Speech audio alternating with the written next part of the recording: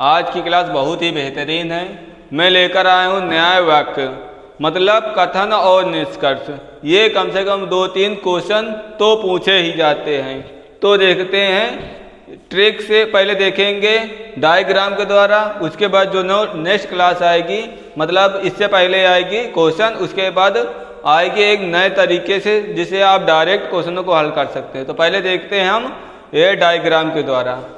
तो क्या है न्याय वाक्य, तो प्रश्न के प्रकार किस तरह से होते हैं। तो क्या होगा, पहले कथन दिया होगा, फिर उसके बाद निष्कर्ष दिया होगा, उसके बाद ऑप्शन दिया होगा। इस तरह से आएगा। मतलब कथन एक पहला कथन दिया होगा, एक दूसरा कथन दिया होगा। तो क्या दिया, कुछ ए बी हैं, या दूसरा जो होगा सारे ए बी हैं। इसी तरह निष्कर्ष दिया होगा, इन्हीं कथनों से जो निष्कर्ष निकले। मान लो पिताजी ने कहा कि बेटे आपको 60% नंबर लाना है, तो बेटे ने क्या किया, 90% ले आया। 3 लड़कों से कहा गया कि आपको 60% नंबर लाना है, तो एक बहुत ही होशियार लड़का था, वो 30% ला पाया। और एक पढ़ने लिखने वाला था, होशियारी नहीं झाड़ता था, वो 90% लेकर आया। एक जितना कहा गया उतने परसेंट लेकर, मतलब 60 कहा गया तो 60% लेकर आया। तो उससे जो निष्कर्ष निकले तो उसे कहते हैं निष्कर्ष। इसमें भी 1-2 निष्कर्ष मान लेते हैं। तो उसी के आधार पर ऑप्शन आएंगे कि कहेगा पहला सही है दूसरा गलत है, या कहेगा सिर्फ पहला सही है। दूसरा क्या कहेगा, पहला गलत है या दूसरा सही है, या कहेगा सिर्फ दूसरा सही है, या कहेगा दोनों गलत है, या कहेगा इनमें से कोई सही नहीं है। इस तरह से ऑप्शन दे सकता है। चौथा ऑप्शन क्या कहेगा, ना तो पहला सही है ना तो दूसरा सही है। फिर इसके बाद क्या कहेगा, 5वां, या तो पहला सही है या तो तीसरा या तो दूसरा सही है।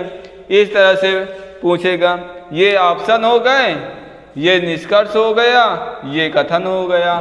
ऊपर दे सकता है निर्देश, मतलब निर्देश क्या कहेगा कि सही वाले में टिक लगाना, मतलब नीचे दिए गए ऑप्शन में जो निष्कर्ष निकल रहे हैं उसमें से सही वाले में ऑप्शन में टिक करना है। या दूसरी प्रकार का जो निष्कर्ष वो निर्देश दिया होगा वो कहेगा सही वाले में टिक नहीं करना या गलत वाले में टिक करे। तो 2 प्रकार के क्वेश्चन आ सकता है।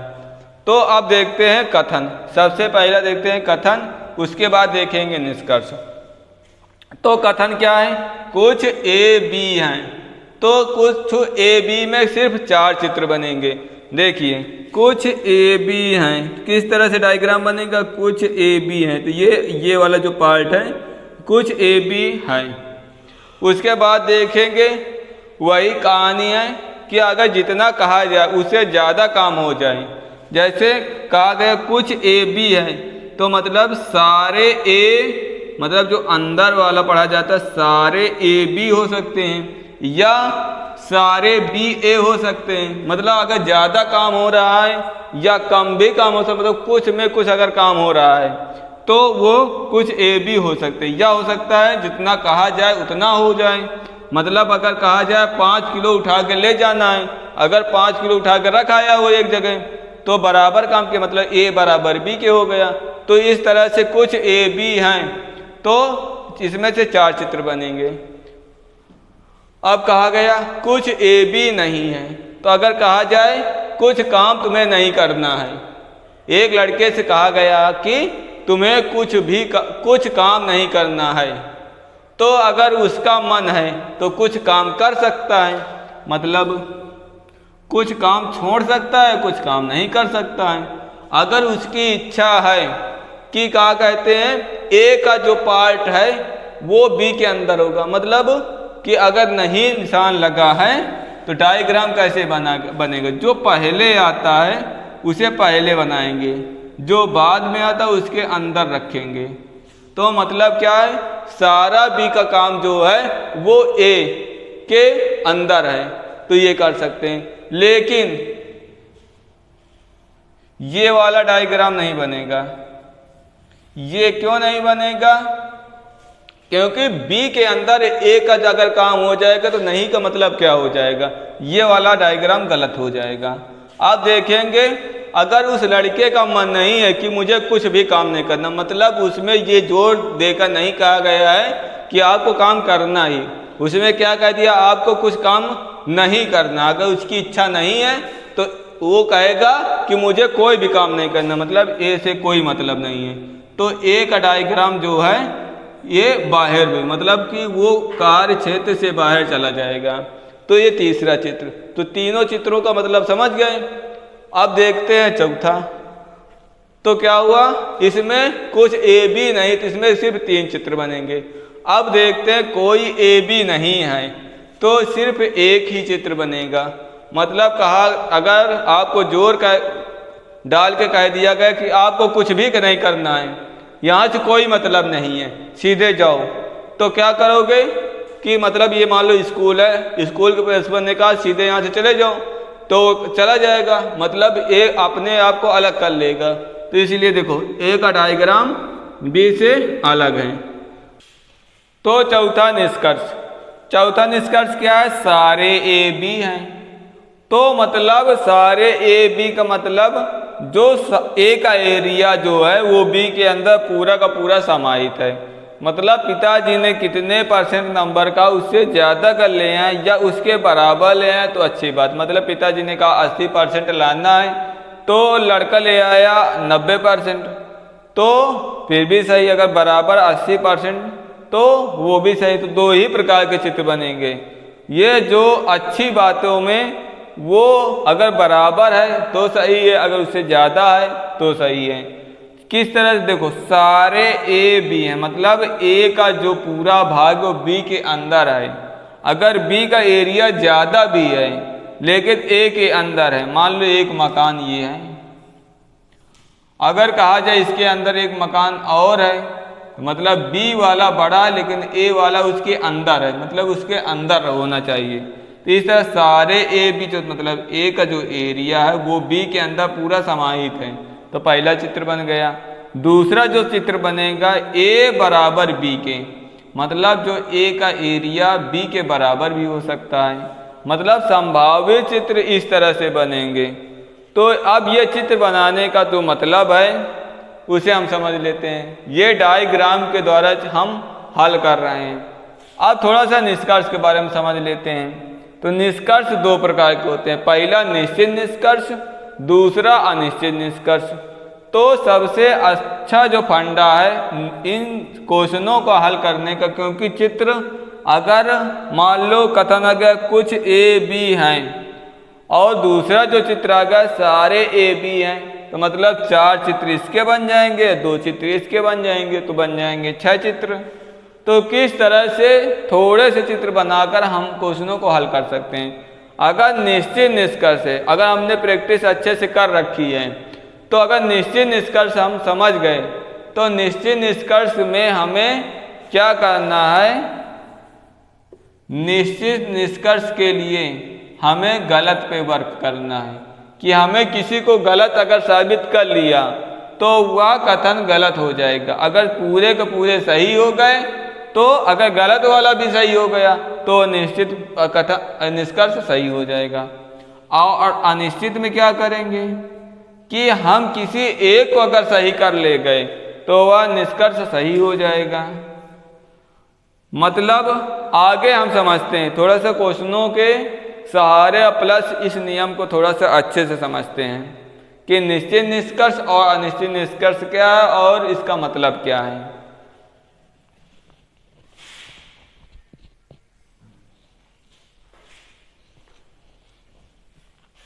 तो अब देखते हैं थोड़ा सा निष्कर्ष के बारे में। तो निष्कर्ष क्या है, निश्चित निष्कर्ष। निश्चित निष्कर्ष में मतलब 100% जो बातें हैं वो सही होनी चाहिए, तभी तो निश्चित होगा। अगर 1 भी % अगर चीज़ गलत हो गई तो वो निश्चित कैसे मान सकते हैं। तो इसीलिए मैंने पहले बताया था कि हमें गलत पे वर्क करना है। अगर 10 लोगों में से अगर हम 9 लोगों को सही नहीं साबित कर सकते हैं तो उनमें से अगर 1 लोगों को भी हमने गलत कर लिया तो वो निश्चित हो जाएगा कि वो जो ग्रुप है लगभग झूठा है, मतलब वो हम गलत कर सकते हैं। इस तरह से क्योंकि हम सभी चीज़ों को सही नहीं कर सकते हैं। तो निश्चित निष्कर्ष, जैसे चावल पकाते समय एक कण अगर हम लेकर चावल की अगर टेस्ट करें तो एक ही से पता चलेगा पका कि नहीं पका। तो इसी नियम का हम पालन करेंगे कि अगर जो निश्चित निष्कर्ष है अगर एक भी गलत हो गया तो वो कथन गलत हो जाएगा, अन्यथा वो कथन सही हो जाएगा। मतलब 100% सही होना चाहिए। तो इसीलिए जो दूसरा इसका नियम है कि जो चित्र है उसको बनाते समय हम गलत ही चित्र बनाने की कोशिश करेंगे ताकि वो गलत हो जाए। उसके बाद थोड़ा सा एग्जाम्पल देख लेते हैं किस तरह से निश्चित निष्कर्ष में पूछेगा। तो पहला कथन क्या है, कुछ ए बी हैं। तो हम चित्रों जो हमने चित्र बनाए उसका सहारा लेंगे। देखो कुछ ए बी हैं, तो पहले बेसिक जो चित्र है ये वाला है, कुछ ए बी हैं इस तरह से। उसके बाद सारे बी सी हैं, तो मतलब जो सारे जो बी के जो तत्व हैं वो सी के अंदर समाहित हैं। तो सारे जो बी हैं इस तरह से समाहित हैं। उसके बाद क्या, कुछ ए सी हैं। तो देखो क्या कुछ ए सी हैं, तो अगर कुछ ए सी हैं तो वो सही होगा। तो देखो इसमें इसके अंदर अगर आ जाएगा ये ए हो गया, ये बी हो गया। अगर ये चित्र अगर सही बन गया इस तरह से, देखो ये चित्र इस तरह से भी बन सकता है, यहां भी ये ए हो गया, ये बी हो गया, सी हो गया। अब देखो कुछ ए बी हैं, तो कुछ ए बी हैं। उसके बाद सारे बी सी हैं, तो सारे बी सी हैं, मतलब उल्टा बन गया। मतलब सारे जो बी हैं वो सी के अंदर होना चाहिए, मतलब ये कथन गलत है। तो देखो दूसरे चित्र में हमने गलत कर दिया क्योंकि सारे कुछ ए सी है, तो एक कुछ ए सी में मतलब कुछ ए बी में एक चित्र ए बी बनवाया था कि सारे ए सी हो सकते हैं। तो ये देखो ये उल्टा है, लेकिन ये एक और चित्र बनाया था उल्टा भी हो सकता है, लेकिन चेक करेंगे तो ये वाला गलत हो जाएगा कि सारे बी सी हैं, तो सारे बी सी उल्टा हो गया, तो ये गलत हो गया। जहां जिस जगह से गलत हो जाए वो कथन निष्कर्ष गलत हो जाएगा। और आगे एग्जाम्पल बताऊंगा, इस तरह से हम समझने का प्रयास करेंगे। अब देखते हैं अनिश्चित निष्कर्ष। अनिश्चित निष्कर्ष क्या है, अगर एक भी चित्र में सही है तो वह कथन को हम सही मान लेंगे। जैसे अगर वो 10% सही है तो उसे हम मान लेंगे। कैसे पूछेगा क्वेश्चन, कुछ ए बी हो सकते हैं या कुछ ए बी होने की संभावना है। तो अगर संभावना मतलब 10% या 1% है या एक चित्र में भी सही है तो वह निष्कर्ष सही मान लिया जाएगा। तो इसी चित्र में देखते, देखो ये क्वेश्चन हो गया, यहाँ पे क्वेश्चन हो गया, ये निष्कर्ष हो गया। तो क्या दिए है, कुछ ए बी हैं, तो ये चित्र हो गया। उसके बाद कुछ सारे बी सी हैं, तो सारे बी सी हो गए। उसके बाद देखें कुछ ए सी हो सकते हैं, तो हाँ कुछ ए सी हो सकते हैं। क्यों, क्योंकि ये चित्र में तो एक में सही है कि कुछ ए सी हो सकते हैं, हाँ तो हो सकते हैं तो सही हो जाएगा। एक चित्र में और देख लेते हैं। यह प्रैक्टिस के ऊपर है कि कितनी हमने प्रैक्टिस की। अगर एक बार समझ में आ गया तो तुरंत क्वेश्चन हो जाएंगे। तो समझते हैं, एक चित्र हमने ये बनाया था तो एक ये है, तो ये सही है क्योंकि हमें सिर्फ एक ही चित्र में सही करना है। अनिश्चित निष्कर्ष में केवल एक चित्र में सही करना है और निश्चित निष्कर्ष में केवल एक चित्र में गलत करना है। ध्यान लगा के क्या है, निश्चित निष्कर्ष है, तो उल्टा होगा। मतलब एक चित्र में भी गलत है तो वह निष्कर्ष गलत मान लिया जाएगा। अगर अनिश्चित निष्कर्ष है उल्टा, मतलब एक चित्र में भी सही है तो वह निष्कर्ष सही मान लिया जाएगा।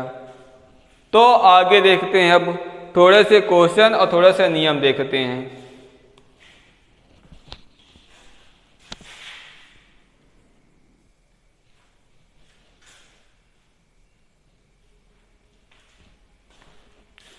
अब देखते हैं एक क्वेश्चन की सहायता से कि क्वेश्चन किस तरह से नियम से हमें हल करना है।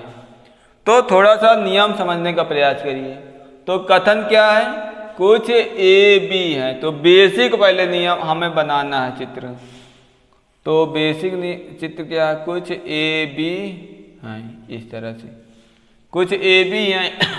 उसके बाद क्या करना है, सारे बी सी हैं, तो सारे बी सी हैं, इस तरह चित्र बना लेंगे।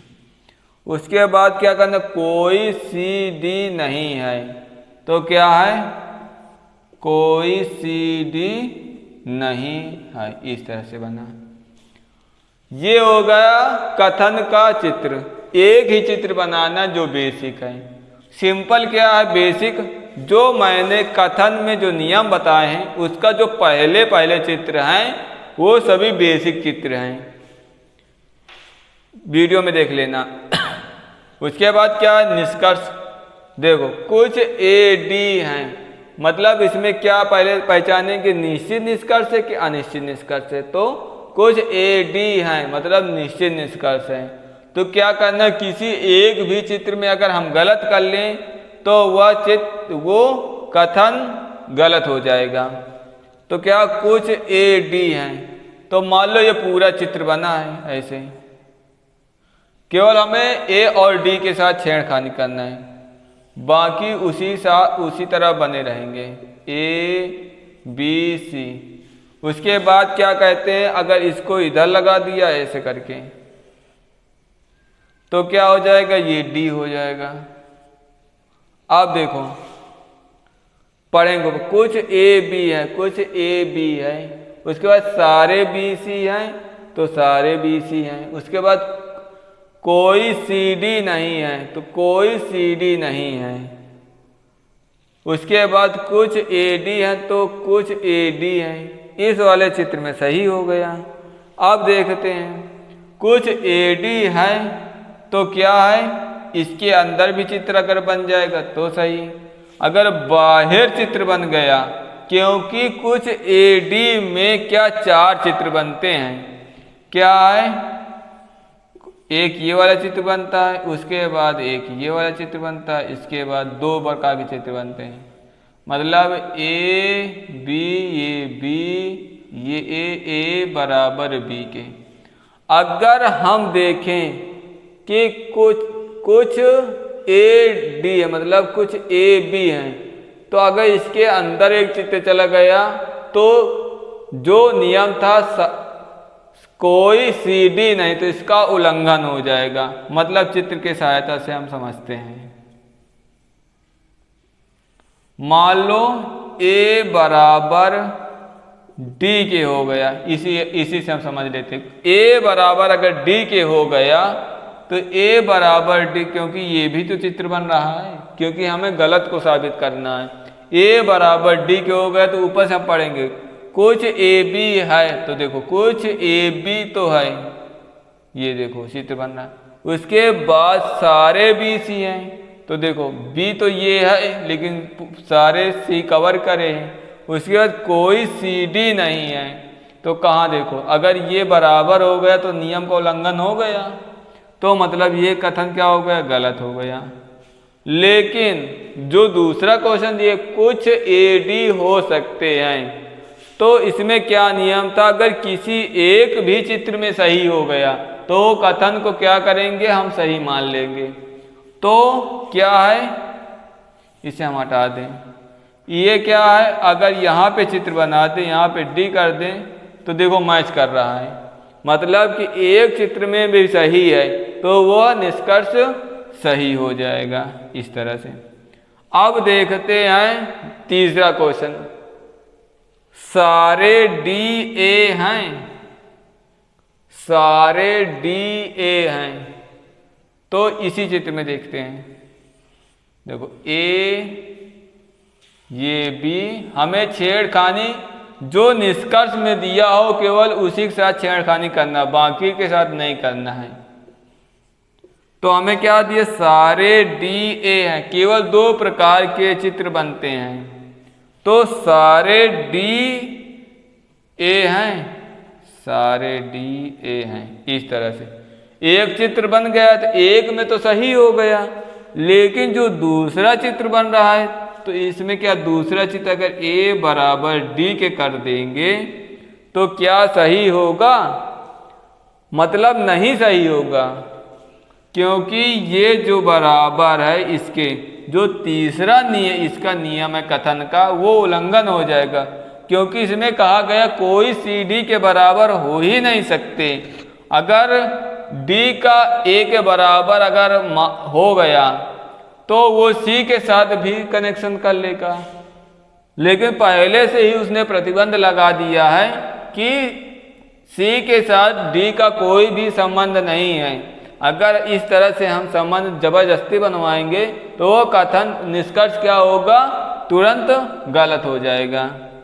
किसी एक भी चित्र में गलत तो मतलब वह निष्कर्ष गलत।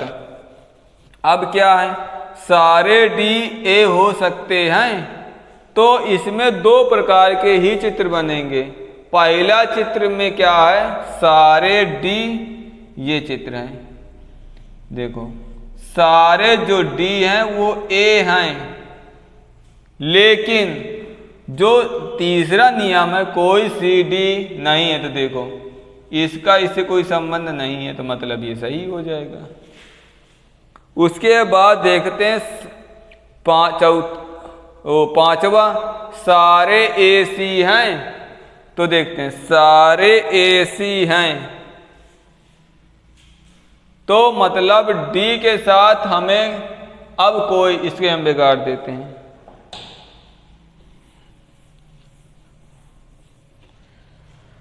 तो क्या कहा, अब देखो ए और सी के बीच में इस तरह से हमें सलूशन निकालना है। तो क्या है, ए और सी के बीच में केवल हमें हल करना है, तो डी से मतलब नहीं है। तो देखते हैं, अब चित्र बनाते हैं। ये ए हो गया, पहला चित्र तो बना है, दूसरा चित्र क्या है, ए बराबर सी के हो सकता है, लेकिन क्या कहा है, कुछ ए बी हैं, तो कुछ देखो ए बी हैं, इस तरह से। उसके बाद सारे बी सी हैं, तो बना ले, ये भी है, सारे बी सी हैं, सॉरी फिर से देखते हैं इसे। चित्र ये बना है, क्या कहा है, सारे ए सी हैं, तो ये हो गया सारे बराबर सी, इस तरह से। ए और सी दोनों एक साथ हैं, देखो कुछ ए बी हैं, तो मान लो कुछ ए बी हो गई है। आज सारे बी सी हैं, तो क्या सारे बी सी हैं, और उसके बाद कोई सी डी नहीं, तो इसके साथ कोई संबंध नहीं है डी का। लेकिन जो दूसरा नियम है, क्या चित्र के अंदर सारे बी सी आ रहे हैं, मतलब निश्चित निष्कर्ष, अगर एक भी कथन में गलत तो वह निष्कर्ष गलत। तो देखो इस कथन में गलत तो गलत। अब देखते हैं छठा क्या है कि सारे ए सी हो सकते हैं, तो जरूर हो सकते हैं, क्योंकि जो दूसरा चित्र बनेगा उसे हम देखते हैं। सारे ए इस तरह से बनेगा, क्योंकि अगर हम एक भी कथन में सही कर ले गए तो वह कथन सही हो जाएगा। तो ए बराबर, इसमें तो क्या था, हमें गलत साबित करना था, इसीलिए हमने ए बराबर सी ले लिया। इसमें हमें सही साबित करना है केवल एक चित्र में, तो वह कथन क्योंकि अनिश्चित है वह कथन सही मान लिया जाएगा।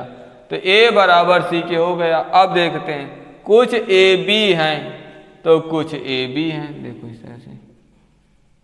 उसके बाद क्या कहे, सारे बी सी हैं तो सारे बी सी हैं। देखो बी के सी के अंदर बी होना चाहिए तो सी के अंदर बी है।